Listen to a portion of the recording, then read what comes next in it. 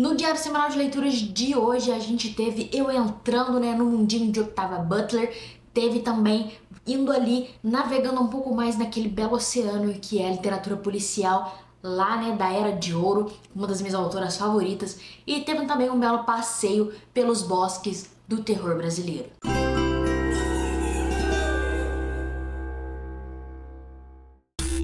Olá pessoal, meu nome é Charlie Grandchamp, sejam muito bem-vindos ao meu canal. Aqui a gente fala de terror, de ficção científica, de mistério, de tudo que é insólito, pulp, fantástico e maravilhoso. E você já sabe, se você for novo por aqui, você não sabe então, mas você pode se inscrever se você não for inscrito, fazer parte dessa bela comunidade, pra quem gosta, de falar de todas essas coisas que eu acabei de citar. Se você deixar o seu like, eu vou agradecer muito, porque ajuda, o YouTube a entender que você gosta do que você vê por aqui. E os meus vídeos de diário semanal de leituras não chegam tão longe assim, É um formato que não pegou aqui ainda no Brasil e que não é muito feito. As pessoas gostam mais de procurar direto a resenha do livro que elas querem, ou então, os vlogs de leitura, que ela vou ler essa semana 5 livros de suspense atual, sei lá, que as pessoas fazem esses vlogs. Mas é o que atrai mais, então se você puder deixar o seu like, compartilhar isso aqui, falar, vamos lá ver o canal da Charlie. Ela fala de uns livros que às vezes nem tá todo mundo falando, Vamos lembrar dessas coisas que já existiram. Vai ser muito bacana se você fizer isso. Gostaria de pedir desculpas se tiver crianças gritando, porque os vizinhos estão brincando, as crianças, Criança foi brincar, vou fazer o quê? Vou gritar com elas aqui? Não vou, Então, barulho de bar, que também vocês já sabem, barulho de novela, que na verdade agora tá passando filme.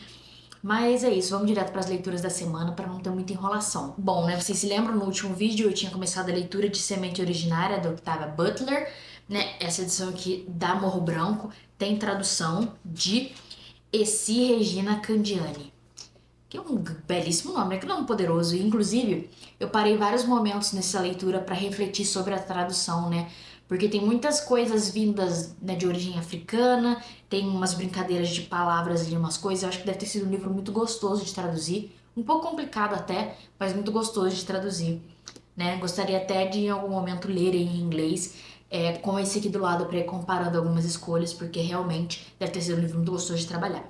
Mas enfim, nessa história aqui a gente acompanha esses dois seres muito poderosos, dois humanos super poderosos, o Dorô e a Aniu, que eu acho que é assim que se pronuncia o nome dela, é muito difícil pra mim, eu não consegui encontrar, assim, eu fiz uma pesquisa boba só, Mas se você puder deixar aqui nos comentários como se pronuncia o Aniu, seria muito útil pra mim. Mas eles são esses dois seres praticamente imortais, são seres que o Dorô é mais pra esse lado, Mas são seres que estão vivos há muito tempo, o Dorô principalmente, ele tá vivo, sei lá, 3.000 anos atrás ele já tava vivo, vivendo, caminhando sobre essa terra, e provavelmente vai vir uns 3 a mais, pelo menos ele pretende, E o que acontece? O Dorô, ele quer criar essa população que seja tão especial quanto ele e a Aniu, São seres com habilidades especiais que ele vai... essa pessoa aqui entende um pouco melhor, parece que ela lê a mente das pessoas. Ele vai botar ela pra procriar com uma pessoa que tem uma habilidade de cura. Mesmo que as pessoas, pra ter os poderes mesmo, seja muito difícil, As sementes originárias, que são pessoas que meio que já nascem com aquilo sem essa preparação dele, como é o caso da Aniu, são pessoas muito raras, e ele vai cruzando essas sementes, ou pessoas que têm uma habilidade mínima, ou então, sei lá, essa pessoa seria vista como uma maluca, estaria internada num manicômio. Na verdade, ele pega e bota ali pra cruzar, que nem animal mesmo, ele bota as pessoas pra procriar, pra até ele conseguir, esses indivíduos que tenham habilidades fantásticas. Ele vai fazendo meio que uma... eu não sei se eugenia é a palavra certa, mas ele vai, fazendo... ele controla as pessoas nesse ponto. Ele faz meio que essa escravidão ali, e tem até muito disso na própria história. A gente começa em 1690, na primeira parte, a segunda parte é em 1741 e a terceira parte é em 1840. Então, assim, é muito forte na época da escravidão mesmo, Então tem pessoas escravizadas de verdade, De verdade que eu digo assim, no sentido que a gente conhece aqui, e tem os escravos, que são as pessoas que se tornam, vítimas do Dorô, porque se você não fizer o que ele quer, ele só te mata. E aí a Aniu, do outro lado, ela é uma pessoa que ele não consegue controlar. Ela é muito livre, tem vontade própria. E como ela tem essa coisa meio que imortal, ela não tem tanto medo dele assim. apesar de que ele poderia matá-la com o poder dele, ela é tão especial, ela é tão única, que ela tem meio que um poder sobre ele também, por esse lado mais afetivo da coisa, e ela tá sempre confrontando ele. E o livro é basicamente isso. Então, eu não gravei um vídeo só pra isso aqui, porque eu não consegui encontrar ainda como trabalhar, como falar desse livro. Foi um livro que me abalou muito, talvez seja uma das melhores coisas que eu já li na minha vida inteira. É fantástico, eu entendo porque Octavia Butler é uma dama, uma grande dama da ficção científica. É um negócio muito único, muito assim, é como se você pegasse X-Men e extremasse isso ainda, fizesse uma coisa ainda mais racial, uma coisa ainda mais que vai mais longe. E eu não consegui ainda pôr isso em palavras muito bem, então eu não consegui gravar um vídeo, porque seria basicamente eu falando, né, toda a raiva que eu senti com o Dorô, porque pra mim ele é o personagem mais odiável que eu já li em toda a minha vida. Ano passado eu li mais de 100 livros, nenhum chegou nem perto de ser tão odiável quanto o Dorô. Ano passado eu assisti mais de 400 filmes. Nenhum filme teve um personagem tão odiável quanto o Dorô. Talvez por a gente passar até tanto tempo com ele aqui. Foi. Eu parava assim pra respirar fundo, pra conter meu ódio. Eu queria era só 5 minutos de porrada franca, eu e ele. Sem ele usar o poder dele e sem eu usar o meu. Que eu nem sei se eu tenho. Mas era só nós dois na porrada franca ali mesmo, murro no murro, que ele ia ver só. E então seria só eu reclamando disso e eu falando Queen pra tudo que a Anil fez. A Anil é uma das personagens mais incríveis, com mais nuances e mais. Cara, é uma das personagens mais fantásticas que eu já vi na minha vida. É um livro. Não existe nada igual isso aqui. A gente fala, parece X-Men, mas ainda assim tem algo diferente. E o livro todo é isso, é esse confronto entre os dois, que em alguns momentos se torna mais extremos, em algum é mais ela ali meio que sob o controle dele e vai se passando esse tempo todo. Tem um personagem que eu gosto muito e ele não é imortal, então é meio triste quando ele morre. Eu fiquei triste realmente, mas eu sabia que isso ia acontecer. Mas assim, é uma exploração, uma análise social, principalmente da questão toda da escravidão, que é muito única. Então, Octavia Butler e a Ursula K. Le Guin, que eu li recentemente também, eu entendo porque que falam muito que é mais uma ciência social do que, né, uma coisa de robótica e tudo mais. Mas é fantástico. E se algum dia eu encontrar palavras pra falar isso aqui, eu falo. Eu tô com o 2 e o 3 aqui também. Não comprei o 4 ainda, que lançou agora. E eu quero ler. Eu li a sinopse do 2, eu vi que é uma coisa mais contemporânea, né? Mas eu tô segurando aqui pra durar mais tempo essa história toda. Então, quando eu for pro segundo livro, a gente volta pra isso aqui. Talvez quando terminar tudo eu faça um apanhado, né? Tudo que significou pra mim. Depois disso, como eu falei, eu fui pro mundinho literatura policial. Eu fui ler mais uma história da Nail Marsh, Os Artistas do Crime, nessa edição aqui da Abril Cultural. Essa edição aqui é de 84, mas o livro foi, né, escrito, teve o copyright dele em 38. A Nail Marsh é uma das grandes rainhas do crime, né, da era de ouro da literatura policial, lá junto com a Agatha Christie, com a Margaret Ellery, que é assim que é o nome dela, com a Dorothy L. Sayers. Então né, a gente, como eu disse até no meu vídeo, com um pouquinho de rancor talvez, a gente acha muito que, né, as pessoas acham muito que o mundo gira em torno de Agatha Christie. Olha quantas edições de Agatha Christie que a gente tem aqui no Brasil. E ela era realmente fantástica. Ela, cara, tem livros dela que é muito importante pra quem gosta do gênero. Eu li o ABC do Crime, né, que explodiu minha cabeça.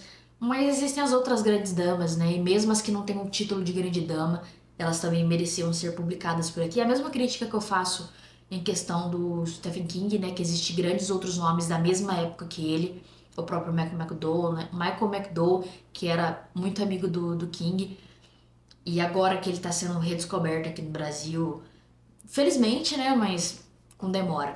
Mas enfim, Nail Marsh, eu li ano passado, tem um vídeo aqui do Clube do Crime, né? Eu li O Jogo do Assassino, que é a primeira história com esse detetive dela. E no meu vídeo eu falo um pouco mais, né? Até cito um pouquinho ali como foi minha experiência com o outro, se você quiser relembrar. Mas você vai aqui, sai o vídeo segunda-feira, foi sobre isso aqui. Então vai lá assistir. Mas essa história aqui, o Inspetor Detetive Allen, ele tem que resolver esse crime que é assim. Uma artista muito famosa, ela faz essa tutoria anual. Ela pega um monte de pupilo lá de artistas que estão em ascensão e vai lá ensinar pra eles o que ela tem, que ela pode ensinar pra melhorar, né, para aperfeiçoar eles, pra lapidar eles. E acontece que uma pessoa morre lá, a modelo que posa pra eles, ela é assassinada. E é curioso porque de um jeito que eles já brincaram na história ali. Os 6 pupilos dela ali já brincaram de tentar fazer o crime acontecer, mas assim, só encenando pra ver se era capaz. E aí depois acaba acontecendo mesmo com a modelo. E eles ficam sendo suspeitos e também a grande artista, afinal ela estava lá e foi na casa dela. Só que o inspetor detetive Allen é apaixonado por essa grande artista, pela Agatha Troy, e ele fica sofrendo de amores o livro inteiro. Eu até falo que foi uma leitura de Dia dos Namorados sem saber, porque acabou, né, que isso aqui tem um pouquinho de romance, apesar de não ser exatamente sobre isso. Mas foi uma leitura muito gostosa, você pode ir no meu vídeo que eu falo um pouquinho mais. E eu amo a Naomi Marsh, cara, ela tem uma escrita muito gostosa. Eu não comentei, eu botei como título do vídeo e não comentei no vídeo, né, que é o Detetive Cavalheiro. Isso porque ele é considerado, o Allen é considerado o Detetive Cavalheiro porque ele é um cavalheiro, sabe? Um homem educado, um homem gentil, um homem que sabe se portar. Então ele trata, né, os suspeitos assim, ele trata todo mundo assim e ele é muito encantador de ver. Ele tem um charme. E é um protagonista muito gostoso, um detetive muito bacana. E a escrita da Nail Marsh te fisga de uma maneira que, assim, eu acho que do Clube do Crime ali isso só aconteceu com Ellery Queen e agora com o Anthony Berkeley. Mas é um negócio muito único. Então, fica a minha recomendação. Isso aqui é muito fácil de achar em sebo, tem as pencas. Essa edição aqui tem mais umas 2 edições, eu acho, diferentes de Os Artistas do Crime. Então, vamos a vida no sebo, né, galera? Livro velho também é vida. Eu falo mais disso de livro velho no vídeo, se você quiser ver o meu desabafo sobre livros velhos. E aí eu disse, né, que eu me aprofundei, que eu caminhei pelos bosques do terror, que foi lendo A Floresta, do Daniel Gruber. Eu acho que eu vou botar aqui pra vocês a imagem aqui pra vocês poderem ver com a minha capa. Mas é esse terror brasileiro, bem curtinho, tem 160 páginas, eu acho. Foi publicado pela editora O Grifo, nessa edição aqui, porque ele já tinha saído, acho que de maneira independente antes. Mas essa história dessas 2 moças, a Ana e a Tilda, que vivem nesse Brasil do final do século XIX, numa colônia alemã, pelo menos eu entendi que é isso. E é uma coisa toda de bruxaria, tem corpos sendo violados, tem casamentos, né, forçados, e toda aquela coisa dessa época, misturando com a coisa que envolve a bruxaria. E eu não vou entrar muito em mais detalhes né, sinopse e tal, porque eu acho que é maneiro você ir ali, né, mas envolve essa floresta e essa maldade que existe nessa floresta.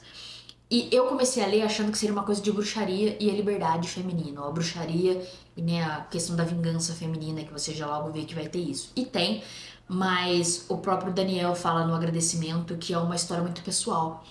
Ele escreveu e acabou tendo muito dos medos dele, dos traumas dele colocado ali, e não só, né, esse mundo feminino, já que é uma história de 2 moças no século XIX falando de bruxaria. Então é uma história muito pessoal pra ele e acaba sendo isso, é um estudo do comportamento humano, de como o medo afeta as pessoas e o mal domina. E a minha expectativa tava mais pro outro lado, né, pra questão feminina. Eu queria ver um tipo diferente de abordagem de bruxaria, mas é uma boa história. Eu acredito que, né, tem a questão dos abusos, então não é pra todo mundo que vai gostar de ler isso. Tem muita gente que acha que a questão do abuso e história de vingança precisa ser muito bem trabalhada. Eu gostei de como é trabalhada aqui, até porque o abuso em si não é tão gráfico, não é tão explícito e a minha cabeça agradece, mas eu esperava um outro lado. Ainda assim, o terror disso aqui é maravilhoso, tá? E eu me caguei em várias partes, inclusive eu tava lendo assim no final, eu falei, não senti tanto medo. Aí quando eu percebi, eu tava tremendo. Sabe quando você fica tremendo por dentro? Eu tava assim. Realmente deu um grande cagaço. Isso porque as cenas mais assustadoras eu achei mais no meio, mas o final me deu um desespero ali, uma coisa. Mas é uma leitura muito gostosa, e como a gente sabe, aqui no Brasil a gente tem autores de terror fantásticos. Se você tiver o Kindle Unlimited, você não passa fome. Tem muitos autores independentes, ou então no caso esse aqui da editora O Grifo, mas tá no Kindle Unlimited. A gente não passa fome. Nós, fãs de terror, não passamos fome no Brasil. Infelizmente não estamos nas grandes editoras, mas se você quiser conhecer uma história, tem muita coisa boa. E o Daniel Gruber conquistou meu coração. Quero ler mais coisas dele. Fica a minha recomendação de A Floresta. Bom, e as leituras foram essas, né? De leituras que eu já concluí. Eu não consegui ler nenhum quadrinho. Eu preciso terminar de ler a história lá do Tintin. do Martin Mystery, porque até quero ler um outro do Dylan Dog, é Freak Show, não é Freak Show que chama, é Freak alguma coisa, que é tido como uma das melhores histórias dele. Eu tenho uma edição bem antiga ali, não é nem a última edição que saiu uma edição mais, acho que de capa dura até, mas a minha não, é uma dos anos 80, eu acho, anos 90, ou do começo dos anos 2000, quando saiu a primeira. É a da Conrad, eu acho. É a da Conrad? Agora eu já não sei, que Dylan Dog saiu por várias editoras, mas eu quero ler. Enfim, aí eu não consegui ler nenhum quadrinho, mas já vou melhorar, já vou conseguir organizar melhor a minha rotina. A questão é que eu comecei a ler aqui, né, O Sol Desvelado, do Isaac Asimov, um romance policial do Isaac Asimov. Esse livro que foi publicado originalmente em 1957 ou 54. Esse aqui tem tradução da Aline Sturto Pereira. E é a continuação, né, da série dos robôs dele que começou com As Cavernas de Aço. Eu li As Cavernas de Aço ano passado, gostei bastante, mas eu não tava gravando na época, eu tava muito desanimada de fazer vídeo, então acabou não tendo vídeo e aí eu falei, quando eu terminar isso aqui eu não vou gravar, porque eu não gravei do primeiro e agora já faz um tempo, não consigo lembrar pra gravar. Mas é, né, a história do Elijah Bailey, que é um detetive aqui na Terra, muito no futuro dos anos 57, né? Muito no futuro, que os robôs já vivem entre os humanos, os robôs de prata mesmo, né, esses robôs metálicos. E aí colocam ele para trabalhar junto com o Danil, que é um robô que aparenta ser humano, ele pode se misturar entre a humanidade, ele, sabe, ele tem pele assim, coisa, ele tem as 3 leis da robótica e tudo mais, mas ele se disfarça como um humano. E aí eles investigam um crime lá na cidade de Nova York, na primeira história. Aqui, um crime aconteceu num planeta diferente, num planeta dos siderais, né? Que são esses humanos que já saíram da Terra há muito tempo e vivem no espaço, eles não se misturam com os terráqueos. E acontece um crime lá e eles passam o zap pro Elijah e obrigam o Elijah a ir pra lá pra investigar. E aí ele reencontra o o Danil e para investigar. E aqui começou a investigação. Eu tô regravando esse vídeo porque eu gravei ele um pouquinho mais cedo e ficou embaçado. Talvez esse aqui também fique, aí dane-se, se vão enxergar embaçado mesmo. Mas eu até falei que eu tinha começado que o Elijah tinha acabado de chegar lá em Solária, que é o planeta. Mas aí eu li mais um pouquinho aqui enquanto esperava para gravar de novo. E ele já começou a investigação e é muito bizarro porque, cara, que mundo esquisito. Nesse mundo aqui é tipo um planeta gigantesco, pique terra, e tem 20 mil habitantes. Então, cada família ali, que é sempre um casal, tem um pedaço de terra gigantesco que é controlado por robôs. Então, para mais ou menos ali a média que eles têm é de né, uma casa para, sei lá, 1000 robô. O Danil fala aqui uma hora a estatística certa, né, o número certo, mas é bizarramente muito bicho para não, acho que é 200, né? Ou é 100? Eu sei lá, sei que tem 200 milhões de robô nesse planeta e tem 20 mil habitantes. Então, assim, vai ser alguma coisa nesse meio. E aí as pessoas não se veem, tipo, elas moram na mesma casa. E tem até toda uma discussão aqui, inclusive deve ter sido gostoso de traduzir. Tem um debate do que é olhar e o que é ver. Sabe? Tipo, o debate que existe de o que é ouvir e o que é escutar. Aqui tem do que é ver e o que é olhar. Porque as pessoas não se veem, elas só se olham. Então, se vê, você tá carne a carne com a pessoa ali. E se olhar é que nem a gente vive o dia inteiro na internet, assim. E eu já comecei a ficar descaralhada, que tipo, aí o Elijah fica maluco, porque ele mora numa Nova York que as pessoas moram em cubículos, sabe? Pique as casas que a gente vê agora. Que a galera tá morando já nesse grande futuro aí, a galera tá morando em cubículos, tipo, 3 pessoas moram num quarto, um banheiro e uma cozinha, e lá a galera mora em fazendas, sozinhos. E aí ele começa a ficar perturbado, e eu também comecei a ficar descaralhada da minha cabeça. Mas enfim, isso aqui vai ser delicioso de ler. E no Diário Semanal de Leituras de semana que vem eu trago pra vocês, né, como é que foi isso aqui. E essas foram as minhas leituras. Você pode deixar aqui nos comentários, né, se você leu algum desses, se você se interessou por ler algum desses, e se tem algum que você exclusivamente quer um vídeo, a gente pode até pensar nisso. Desculpa se o vídeo ficou mais longo do que eu falei que ficaria, que eu falei que ia ficar curtinho. O anterior que eu tinha gravado ficou mais curto, dessa vez eu falei mais. Não sei o que acontece. Mas desculpa pelos barulhos e também me desculpem que eu estou lendo menos, né? Eu sei que eu tô lendo muito, eu sei que eu tô lendo muito mais do que as pessoas. Eu li numa semana que tem gente lendo num mês, mas é que pra mim isso é pouco. Eu podia estar lendo mais, eu queria estar lendo mais. Eu sei que é maluquice na minha cabeça, mas Eu tenho que lidar na terapia, né? Mas enfim, deixa seu like, conversa aqui comigo, vamos conversar. Eu adoro falar e as pessoas não falam comigo, eu fico me sentindo tão só. De não fazer de coitada aqui, né? Porque coitadismo, o tadinho é terrível. Mas eu gosto de conversar, gostaria de ter mais comentários. Então é isso, deixa seu like, compartilha por favor e até a próxima leitura. Beijos!